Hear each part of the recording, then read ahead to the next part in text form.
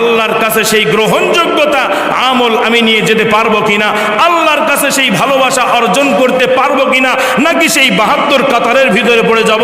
ভাই, এমন ইবাদত করলে আল্লাহ তাআলা রব্বুল আলামিন নিবে না যেই ইবাদতের ভিতরে আল্লাহর কোনো ভয় নাই, যেই ইবাদতের ভিতরে ইখলাস নাই। ভয় অর্জন করতে হবে। আমি নামাজ না পড়লে আমাকে তো আল্লাহ 1 কোটি এত বছর ধরে আগুনের ভিতরে পোড়াবে। আমি নামাজ এক ওয়াক্ত কাজা দিয়ে দিলে, 1 ওয়াক্ত নামাজ না পড়লে আল্লাহ জাহান্নামে দিয়ে দিবে, আমাকে আল্লাহ পছন্দ করবে না। আমি গালিগালাজ করলে ইমানের ঘাটতি হয়ে যাবে।